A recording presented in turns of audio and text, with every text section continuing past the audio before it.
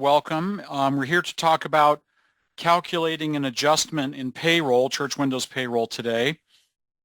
Calculate adjustment function, folks, is really rather broad. It's just learning to understand kind of what it does and how it works. So let's go into payroll. This is in Church Windows Payroll, of course. So you're going to use the calculate adjustment function or feature when we need to typically correct or edit or adjust something to fix an employee or contractor pay record, of some kind. Typically, something was maybe set up incorrectly, regarding taxable status or for, like allowances or deductions, or something we overpaid somebody, or you know what I mean? Something simply isn't reporting correctly on typically our tax forms or tax documents, but no money is essentially changing hands. It's just a fixing tool. It just allows us to repair something that's being misreported in payroll for whatever reason. There could be any number of reasons, okay? Normally, adjustments may often be necessary after looking at a draft W-2 form for employees or before you see that, and where you can find that. And I'm going to recommend, here we are now, final day of September. We've got 3 more months in the year. This is a good time to begin looking at your tax forms. And so you've got under reports and export tax reports, we've got the third one down called draft W-2 form. Okay. This is not an official form. Okay. Just like it's not a draft, it's a draft quarterly 941 form. It's not an actual fileable form. This is just a sample of what is going to appear when we look at our employees. So we choose that. We choose our accounting year or payroll year. In this case, it defaults to 25. I've got prior years in there as well if I need to look at those. But we're looking at 25. We're anticipating any problems now in September. Easier to fix those now than at the end of the year, right? Rather than having to scramble and kind of get everything organized, if we can fix it now, we're going to do that. Now, one of these is really a deliberate choice. The other is a mistake that we're repairing or fixing, okay? So we choose 25, we go to next. As always, we choose our employees that we're wanting. You can look at all of them. In this case, we're just going to look at our senior pastor, Larry, and our custodian, part-time organist, Jimmy. You can look at anybody you want, of course. And then when we go to next, it now brings up a sample W-2 form with the boxes mirroring what a real W-2 would look like, okay? Notice it shows the employee social security number, and it includes the employee EIN number and the state information, but this is not a form. It's not an official fileable federal form that we're sending in. It's just giving you an idea of what you can anticipate at year end. And clearly we can see, looking right here, senior pastor Larry, his wages here are correct. However, there's no housing allowance showing. So we're now at, say, the end of the year, and we're now needing to get that housing exclusion or housing allowance added to show up in box 14. And it's not that he's been shorted money. It's just that it's been included as part of his taxable earnings. And we're now saying we're now moving some of that money from that box 1 and, the box 16 for state wages back over to housing allowance and reducing those box 1 and box 16 wages.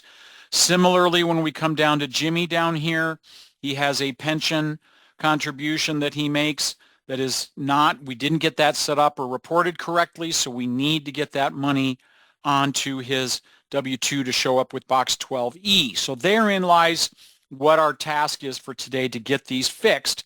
And we don't have to go through and void any payrolls to do this. We can use the calculate adjustment function to fix anything we want about this, okay? So where we go is now once we're done with our form here, and you again, don't file it, just print it if you need to, and we're going to click Finish to get back to our main payroll screen. So you can find the calculate adjustment function by simply clicking on Payroll in the very upper left-hand corner.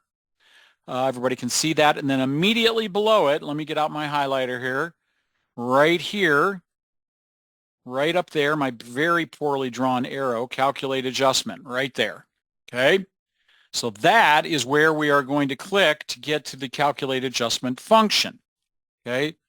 Only place you can get to there. Can't get it here in the image map. It's not here. It's only under payroll and calculate adjustment. Right here, it says the very first thing that comes up when calculating a payroll adjustment is, warning, checks are not created when calculating adjustments. To create checks, select calculate payroll. That's really important to understand what we're doing and what this function does. Okay. You cannot print a check using the calculate adjustment feature no matter how hard you try. Okay.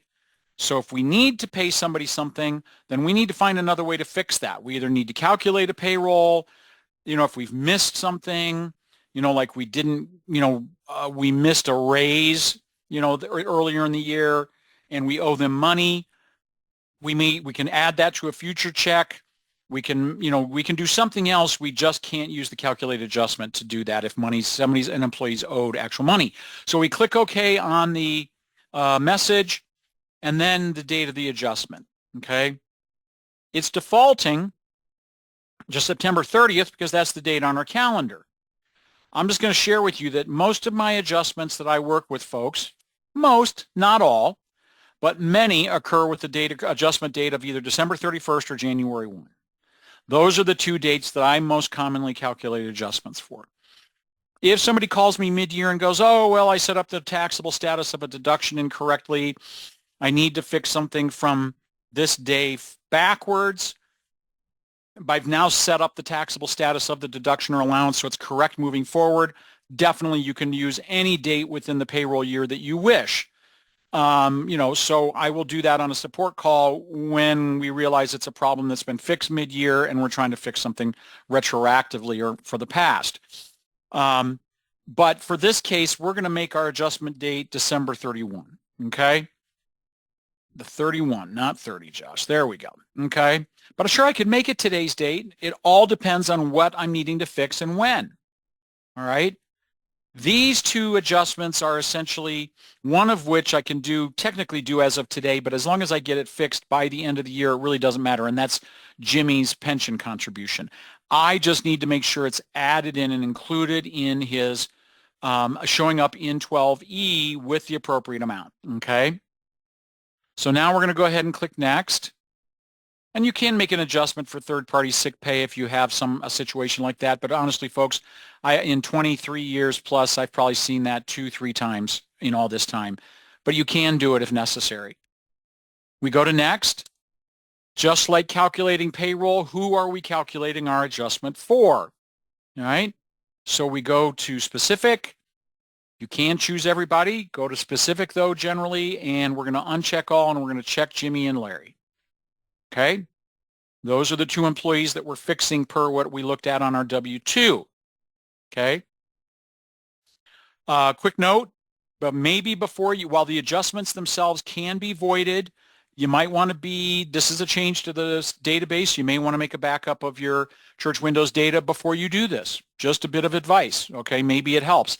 I'll show you where to void those adjustments after we're done, but, backups never hurt, right? You can never have too many backups. So, maybe it's a good time to back up before you're doing a payroll adjustment as well, okay? Okay, so we've chosen our employees. I can make adjustments for contractors too, folks, here easily. Go to Next, but typically the adjustments impact employees, not contractors typically. So now we're here at again, this looks remarkably like the Calculate Payroll screen. It virtually mirrors it exactly with one main difference, okay? Shows our employees, shows the last pay date, what their payee number is. It even shows what they've got set up under pay hours, rates, allowances, and other tab, others, and deductions tabs, okay? But the noticeable difference is everything here is 0. All right, there's no amounts here taken from their employee file. Why?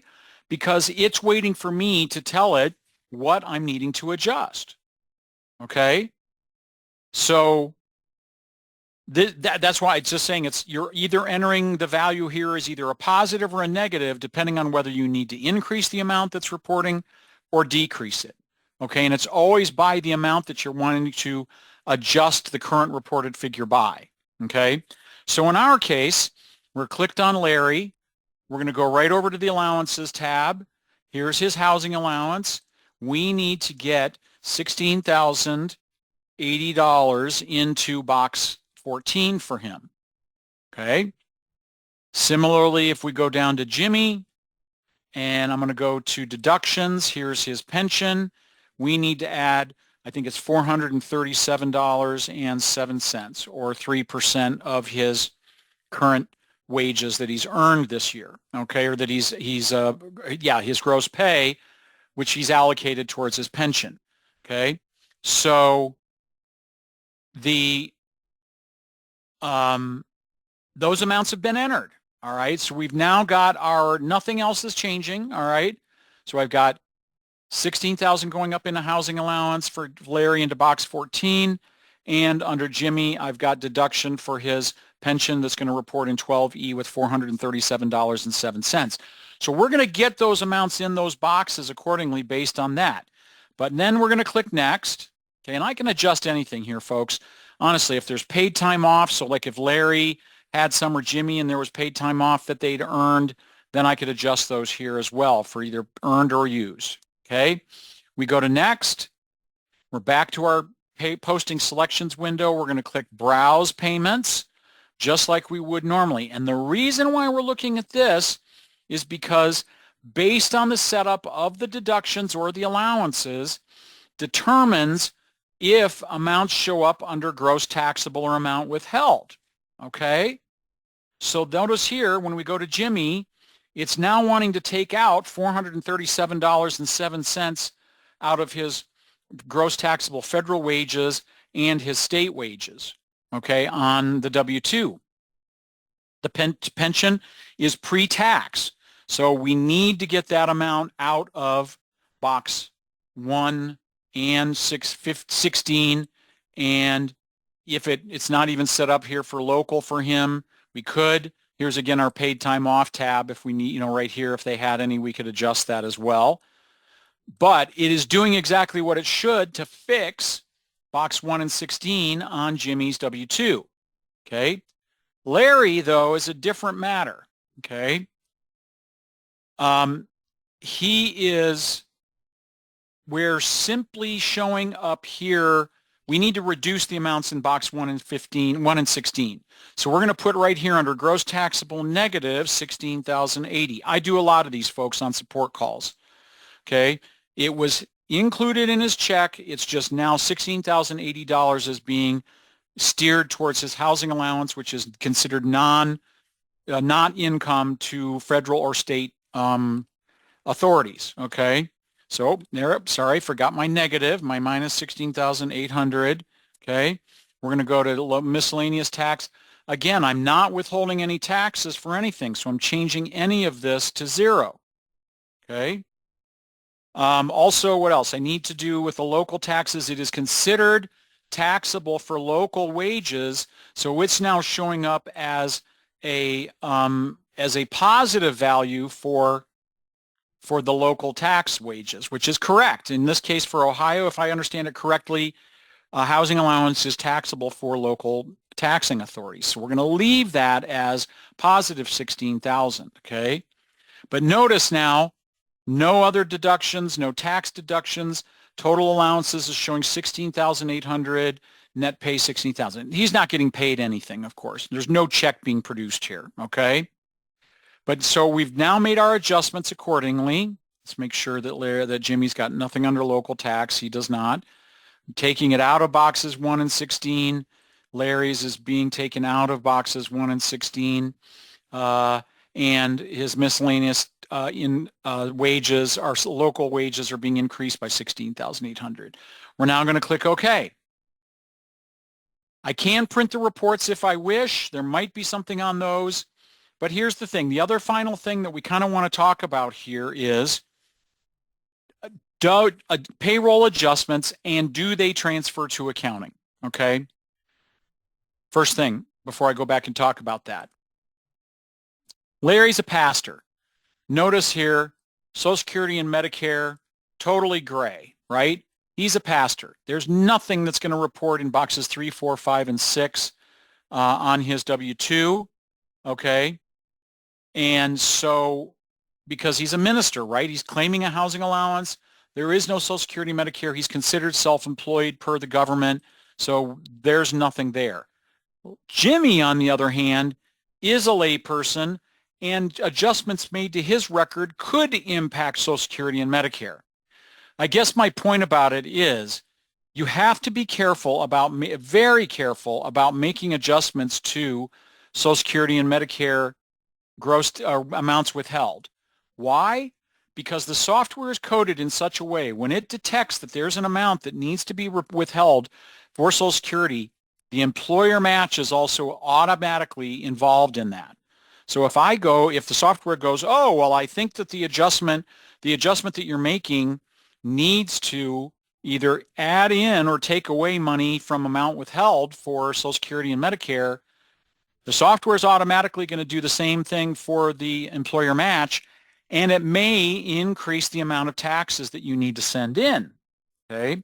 You may have to send in something to make up for that shortfall that's now going to be applied that actually hasn't been sent into the government.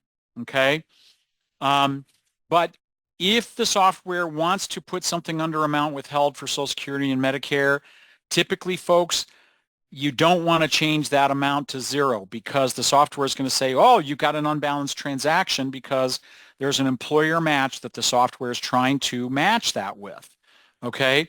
So depending on what it is you're adjusting, it becomes really tough to adjust Social Security and Medicare.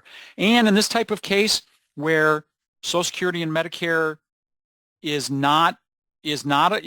affected, the church may wind up having to absorb that, or you may have to go back to the employee and say, hey, we set this up incorrectly. You actually owe more money for Social Security and Medicare, and we owe your match. Many times the church will just absorb that. It's fairly nominal in many cases. It could be, so a few dollars to maybe a couple hundred in many cases, but maybe not, depending on what's wrong. But all I want you to do is just be aware that it's really, really tough to adjust amounts withheld for Social Security and Medicare because the software wants to deal with the employer match. So be very careful when calculating adjustments involving Social Security and Medicare, FICA. Okay? Fortunately, neither of our adjustments today have impacted that, so we're not concerned with that. So again, we're going to click OK through that.